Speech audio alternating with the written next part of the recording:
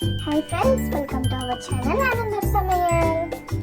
நம்ம சேனல்ல இன்னைக்கு சூப்பர் ரெசிபி பார்க்க போறோம். அதுதான் எல்லாருக்கும் பிடிக்கிற ப்ரௌனி. நம்ம இன்னைக்கு ப்ரௌனி தான் செய்ய போறோம். வாங்க செய்யலாம். அதுக்கு ஃபர்ஸ்ட் வந்துட்டு நம்ம டபுள் பாயிலிங் மெத்தட்ல டார்க் காம்பவுண்டையும் பட்டரையும் மெல்ட் பண்ணி நம்ம வந்துட்டு வச்சுக்கணும். கரெக்டான லெவல்ல மெல்ட் பண்ணா மட்டும்தான் உங்களுக்கு இந்த மாதிரி லிக்யூடியா கிடைக்கும்.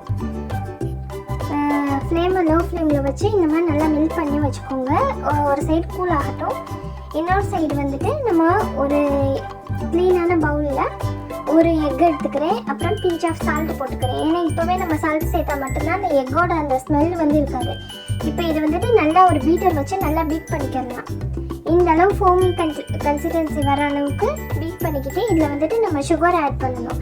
நான் வந்துட்டு கொடுத்துருக்க மெஷர்மெண்ட்டில் ப்ரௌன் சுகர் ப்ளஸ் ஒயிட் சுகரை பவுடர் பண்ணி வச்சு அதை ஆட் பண்ணி நல்லா இந்த மாதிரி நல்லா பீட் பண்ணிக்கலாம்.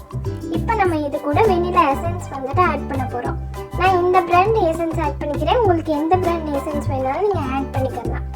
வெனிலா எசன்ஸை ஆட் பண்ணி நல்லா பீட் பண்ணிக்கோங்க. நான் சொன்ன மெஷர்மெண்ட்டில் செஞ்சீங்கன்னா சூப்பரான ப்ரௌனி நீங்களும் வீட்டிலேயே செய்யலாம். இப்போ நம்ம சாக்லேட் மெல்ட் பண்ணி வச்சுருக்க சாக்லேட்டை இது கூட ஆட் பண்ணிக்கோங்க. ஆட் பண்ணி சும்மா 1 செகண்ட் மட்டும் ஃபஸ்ட்டு ஸ்பீடில் வச்சு பீட் பண்ணிக்கோங்க.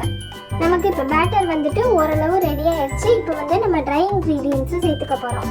நான் இதில் மைதா மாவு ப்ளஸ் கொக்கோ பவுடரை சளிச்சு வச்சுருக்கேன். இப்போ இதை நம்ம வந்துட்டு கொஞ்சம் கொஞ்சமாக பேட்ச் பை பேட்சாக ஆட் பண்ணி நம்ம கட் அண்ட் ஃபோல்ட் மெத்தடில் நம்ம வந்து மிக்ஸ் பண்ணிக்கிடுவோம். நீங்கள் இதே போலவே செய்யுங்க. இதே மாதிரியே நம்ம ஓவராக மிக்சிங் பண்ணிடக்கூடாது. கட் அண்ட் ஃபோல்ட் மெத்தடில் ஈவனாக நல்லா ஜென்டிலாக மிக்ஸ் பண்ணுங்கள். நம்ம ப்ரௌனிக்கு கொஞ்சம் கொஞ்சமாக இந்த மாதிரி ட்ரை இன்க்ரீடியன்ஸ் போட்டு நல்லா மிக்ஸ் பண்ணிக்கலாம். மிக்ஸ் பண்ணாலும் நமக்கு பேட்டர் வந்துட்டு இந்த மாதிரி கன்சிஸ்டன்சியில் இப்போ ரெடி ஆயிடும். நான் இதை 7 inch டின்னில் போட்டு 180 டிகிரி செல்சியஸில் 25 மினிட்ஸ் பேக் பண்ணிக்கிற போகிறேன். நான் கார்னிஷிங்க்கு கேஷ்யூ நட்ஸ் போட்டிருக்கேன். இப்போ நம்மளோட ப்ரௌனி வந்துட்டு ரெடி ஆயிடுச்சு. நான் நட்டல்லா மேலே வந்து நட்டல்லா டாப்பிங் கொடுத்து பேக் பண்ணியிருக்கேன்.